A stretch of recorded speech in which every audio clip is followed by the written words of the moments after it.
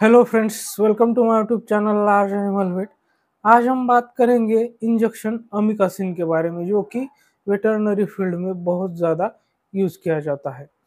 तो amikacin injection जो है वो कौन से पशुओं में हम उसका यूज़ कर सकते हैं, इसके साथ साथ हम उसको प्रेगनेंसी में यूज़ कर सकते हैं या नहीं कर सकते।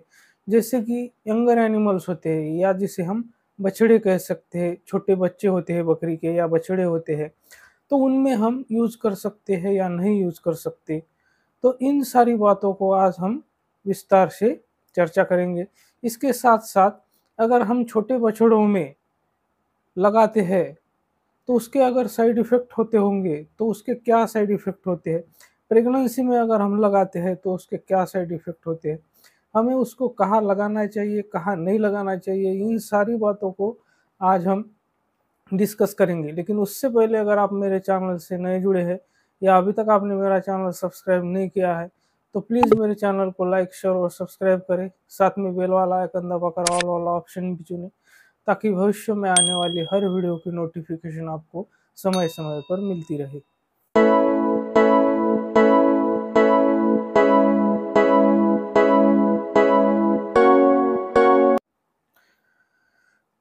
अमीकासिन एंटीबायोटिक जो है वो अमाइनो ग्लाइकोसाइड ग्रुप का एंटीबायोटिक है। जैसे कि बाकी एंटीबायोटिक अमाइनो ग्लाइकोसाइड्स में बहुत सारे एंटीबायोटिक्स आते हैं, जैसे कि जेंटामाइसिन है, नियोमाइसिन है, कैनामाइसिन है, स्ट्रेप्टोमाइसिन है, टोब्रामाइसिन है। तो ये जैसे अमाइनो ग्लाइकोसाइड ग्रुप का एंटीबायोटिक है, ठीक उसी तरह अमीकासिन भी अमाइनो ग्लाइकोसाइड ग्रुप का ही एक एंटीबायोटिक है, जो कि बैक्टीरियोसाइडल है और ब्रॉड स्पेक्ट्रम है। यानी कि वो लगभग सभी gram positive gram negative bacteria को कवर करता है। सिर्फ कुछ अनेरोबिक जो बैक्टीरिया होते हैं और जो स्ट्रेप्टोकोक्काई होता है, उन पर अमीकासिन काम नहीं करता है। तो वो बैक्टीरियोसाइडल है, मतलब कि बैक्टीरिया को किल करने वाला एंटीबायोटिक है। जैसे कि एंटीबायोटिक दो प्रकार के जनरली अगर हम उसको क्लासिफाई करें, तो ब्रॉड स्पेक्ट्रम और नैरो स्पेक्ट्रम होते हैं। इसके साथ साथ बैक्टीरियोसाइडल और बैक्टीरियोस्टैटिक भी होते हैं। तो जो बैक्टीरियोसाइडल होते हैं वो बैक्टीरिया को किल करते हैं, बैक्टीरिया को मारते हैं, और जो बैक्टीरियोस्टैटिक होते हैं वो बैक्टीरिया की ग्रोथ और मल्टीप्लिकेशन को इनहिबिट करते हैं। अमीकासिन एंटीबायोटिक को खास करके तब यूज़ किया जाता है जब बहुत सीरियस ग्राम नेगेटिव बैक्टीरिया का इन्फेक्शन हो, और जो जनरली हम एंटीबायोटिक यूज़ करते हैं उन एंटीबायोटिक को कुछ भी रिस्पॉन्स नहीं मिल रहा है, ऐसी जगह पर अमीकासिन एंटीबायोटिक का उपयोग किया जाता है। अमीकासिन एंटीबायोटिक जब हम उसको ओरल देते हैं, तो जीआई ट्रैक्ट में वो पुअरली एब्सॉर्ब होता है, मतलब कि जीआई ट्रैक्ट में वो अच्छी तरह से एब्सॉर्ब नहीं होता है। इसके साथ साथ जो जो बॉडी टिश्यूज होते हैं, उनमें इस एंटीबायोटिक का एब्जॉर्प्शन पुअर है, मतलब कि बॉडी टिश्यूज में भी ये एंटीबायोटिक अच्छी तरह से एब्जॉर्ब नहीं होता है। इसका एब्जॉर्प्शन जो है वो पुअर होता है। और इसके अगर हम हाफ लाइफ की बात करें, तो पशुओं में इसका हाफ लाइफ जो है वो बहुत छोटा होता है, मतलब 1 से लेकर 2 घंटे तक इसका पशुओं में हाफ लाइफ होता है।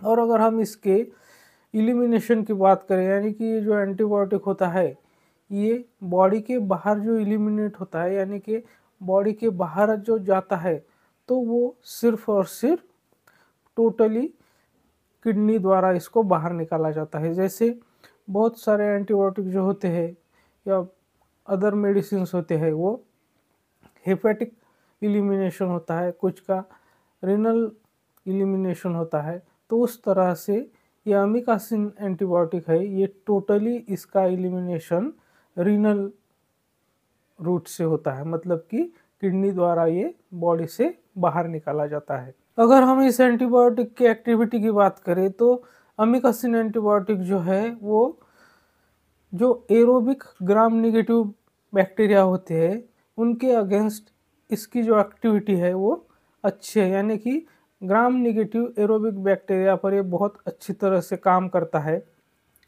लेकिन ग्राम पॉजिटिव अगर एरोबिक बैक्टीरिया की बात अगर हम करें, तो वहाँ पर इसकी जो एक्टिविटी है वो लिमिटेड है। और अगर हम अनएरोबिक बैक्टीरिया की बात करें तो वहाँ पर ये बिल्कुल भी काम नहीं करता है। अमाइनो ग्लाइकोसाइड ग्रुप के जो अदर एंटीबायोटिक है जैसे कि टोब्रामाइसिन है और जेंटामाइसिन है, तो इन दो एंटीबायोटिक के मुकाबले अमीकासिन की जो एक्टिविटी है वो ग्रेटर है, यानी कि जेंटामाइसिन और टोब्रामाइसिन से अमीकामाइसिन की एक्टिविटी अच्छी है, ग्रेटर एक्टिविटी है। तो जैसा कि पहले ही मैंने आपको बताया कि जो अमीकासिन एंटीबायोटिक है वो जो खास करके एरोबिक और ग्राम नेगेटिव बैक्टीरिया है, तो ऐसे बैक्टीरिया का जब इन्फेक्शन होता है और अदर एंटीबायोटिक वहाँ पर काम नहीं करता है, तो ऐसे केसेस में हम अमीकासिन एंटीबायोटिक का उपयोग करते हैं।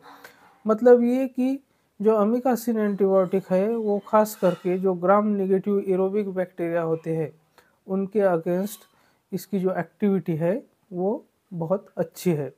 तो अब हम देखते हैं कि कौन से ग्राम नेगेटिव बैक्टीरिया पर ये एंटीबायोटिक काम करता है।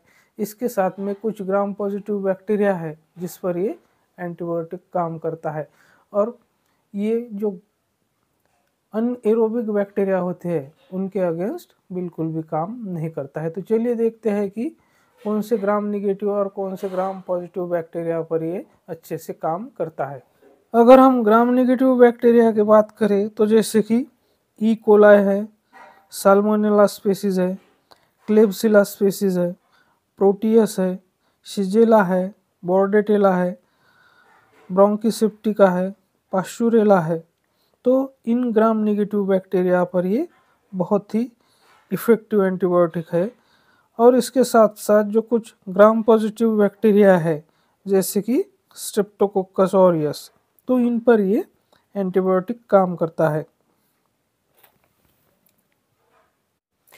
तो अब हम बात करते हैं कि अमीकासिन एंटीबायोटिक का हम पशुओं में कहाँ कहाँ पर यूज़ कर सकते हैं। तो अमीकासिन एंटीबायोटिक जो है वो हमें सेप्टिसिमिया के जो केस होते हैं, तो सेप्टिसिमिया के केसेस में अमीकासिन एंटीबायोटिक का हमें अच्छा रिजल्ट देखने को मिलता है। इसके साथ साथ अगर रेस्पिरेटरी ट्रैक्ट इन्फेक्शन है जैसे कि किसी भी प्रकार का निमोनिया है या फिर अदर कोई रेस्पिरेटरी ट्रैक्ट इन्फेक्शन है, तो उस केसेस में भी अमीकासिन एंटीबायोटिक हम पशुओं को लगा सकते हैं। रेस्पिरेटरी ट्रैक्ट इन्फेक्शन के साथ साथ जो यूरिनरी ट्रैक्ट इन्फेक्शन होता है, तो यूरिनरी ट्रैक्ट में अगर कोई भी इन्फेक्शन हो गया है जैसे कि किसी स्टोन की वजह से वहाँ पर सेकेंडरी बैक्टीरियल इन्फेक्शन हो गया हो, या फिर बैक्टीरियल इन्फेक्शन जो कि यूरेथ्रा है, यूरेटर है, यहाँ पर हो गया हो, तो ऐसे केसेस में भी हम अमीकासिन एंटीबायोटिक का उपयोग कर सकते हैं। इसी के साथ साथ जो गैस्ट्रोइंटेस्टाइनल ट्रैक्ट इन्फेक्शन होता है, तो गैस्ट्रोइंटेस्टाइनल ट्रैक्ट इन्फेक्शन की वजह से जैसे कि पशु में डायरिया हुआ है या फिर डायरिया में कहीं पर ब्लड आ रहा है, म्यूकस आ रहा है, या कहीं इंटेस्टाइन में जो है इन्फेक्शन हो गया है, तो ऐसे कंडीशन में हम इस एंटीबायोटिक का उपयोग कर सकते हैं। इसके अलावा जैसे कि स्किन और सॉफ्ट टिश्यू इन्फेक्शन होते हैं, तो स्किन पर अगर कहीं ज़ख्म बन गया है या उस ज़ख्म में कहीं पस भर गया है, सेकेंडरी बैक्टीरियल इन्फेक्शन हो गया है, या कहीं फंगल इन्फेक्शन है और वहाँ पर भी सेकेंडरी बैक्टीरियल इन्फेक्शन हो गया है, तो ऐसे केसेस में भी हम अमीकासिन एंटीबायोटिक का उपयोग करते हैं।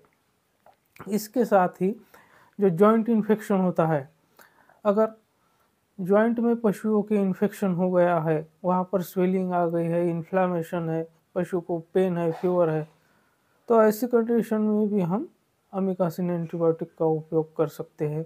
इसके साथ साथ अगर सेंट्रल नर्वस सिस्टम से रिलेटेड कोई प्रॉब्लम है, वहाँ पर अगर कोई इन्फेक्शन है, तो उस केसेस में भी हम इस एंटीबायोटिक का उपयोग कर सकते हैं।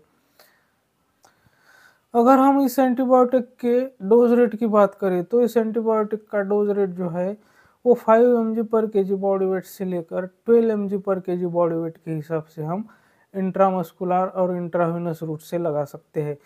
तो इसके जो डोज रूट है वो अलग अलग फार्मास्यूटिकल कंपनियां जो बनाती है उसके अनुसार, कुछ के IVIM है, कुछ जो इंजेक्शंस है उसके आईवी आईएम सब कट रूट है, और कुछ जो है वो सिर्फ आईएम और आईवी रूट से।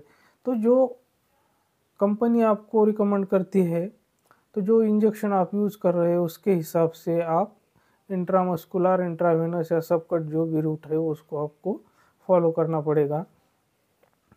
तो अब हम बात करते हैं कि ये प्रेगनेंसी सेफ है या नहीं है। तो ये एंटीबायोटिक प्रेगनेंसी में नहीं लगाना चाहिए।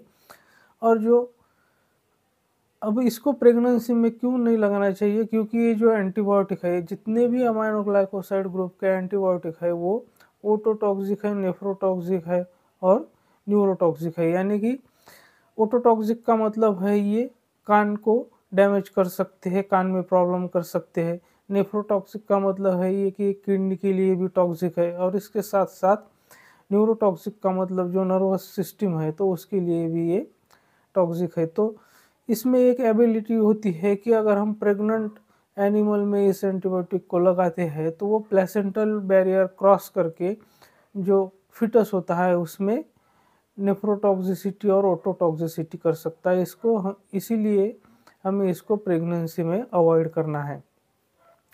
और यंगर एनिमल में भी, या जो न्यूनेट्स होते हैं, छोटे बछड़े होते हैं, इनमें भी इसको अवॉइड करना है।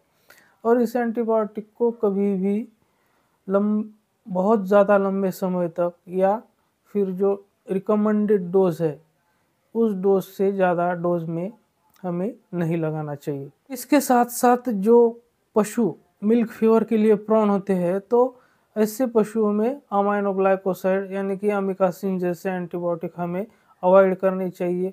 और अगर जहां हमें लगता है कि पशु में रीनल इम्पेयरमेंट है, यानी कि किडनी से संबंधित अगर कोई भी प्रॉब्लम है, तो ऐसे पशुओं में भी हमें इस एंटीबायोटिक को नहीं लगाना चाहिए।